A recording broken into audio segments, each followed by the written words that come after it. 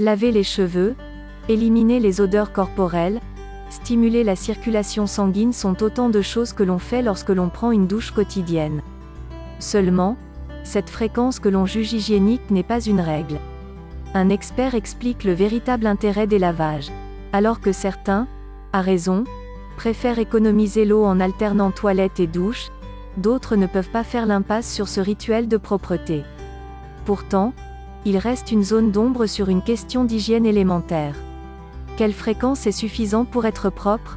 Paul Dupont, dermatologue et auteur de l'ouvrage « Soigner sa peau au naturel », lève le voile sur cette habitude qui rétablit l'équilibre de la peau en expliquant à nos confrères de Doctissimo l'intérêt d'enclencher le pommeau. Il déconstruit en premier l'idée selon laquelle se doucher n'a pas seulement pour but d'éviter les odeurs désagréables. Passer un jet d'eau et du savon sur soi permet à la peau de mieux se régénérer car cet organe se renouvelle environ tous les 21 jours. En utilisant une mousse lavante, nous nous débarrassons des cellules mortes à la surface de l'épiderme. Pour le spécialiste, cette desquamation est fondamentale dans notre routine hebdomadaire puisque sans elle, la peau étouffe et ne peut plus remplir ses nombreux rôles.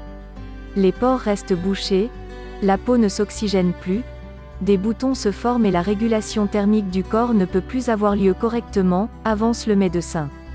Un argument qui invite à avoir une bonne hygiène en prenant soin de sa barrière cutanée. Pour prendre soin de sa peau, des remèdes maison peuvent être redoutables. Cette astuce au citron élimine les points noirs et purifie le visage. Combien de fois faut-il se laver par semaine? Les personnes qui doivent particulièrement prendre soin de leur hygiène sont celles qui ont une peau à tendance grasse.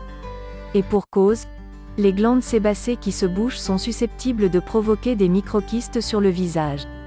Ce phénomène dermatologique conduit potentiellement à des folliculites, une inflammation du follicule pileux. Pour autant, chaque personne peut choisir sa fréquence de lavage selon plusieurs facteurs qui peuvent aller de la production de transpiration à la sensation de bien-être. C'est pour cette raison que certaines personnes peuvent passer sous la douche 2 fois par jour. D'autres peuvent se laver ou prendre un bain tous les 2 jours sans pour autant qu'elles ne manquent d'hygiène. Le spécialiste ajoute à ces éléments à prendre en compte l'activité physique, professionnelle et le sexe. L'homme et la femme n'ont pas les mêmes hormones. L'homme devrait avoir besoin de se laver plus que la femme à cause des hormones mâles qu'il produit et qui font sécréter plus de sébum, souligne-t-il. Pour lui, il faut idéalement se doucher quotidiennement pendant 10 minutes. Il en va de même pour les personnes âgées même si la sudation est encline à être moins importante. Le dermatologue explique que les plis peuvent être le nid de mycoses qui peuvent être prévenus par une douche régulière. La douche, un rituel d'hygiène bon pour le cerveau. Se doucher régulièrement n'est pas seulement bon pour des raisons hygiéniques. Se laver ou prendre un bon bain est une façon de lutter contre le stress et d'apaiser le système nerveux neurovégétatif. Une parenthèse après une journée effrénée qui peut polluer notre mental. L'eau crée une ionisation négative lorsqu'elle est en brumisation dans l'air. En climatologie, on connaît l'influence irritante et stressante de l'air propulsé par certains vents. Dans le Midi, on décrit cela sous le terme de syndrome du vent d'OTAN. Ceci est lié à l'ionisation positive de l'air. Les ions négatifs au contraire sont calmants, indique l'expert de la peau. Une raison de prendre son gel douche préféré même si nous n'en ressentons pas forcément le besoin. Il est important de bien savoir identifier le stress en étant à l'écoute de son corps. Voici 9 choses qui vous arrivent lorsque vous êtes anxieux. Faut-il préférer la douche ou le bain?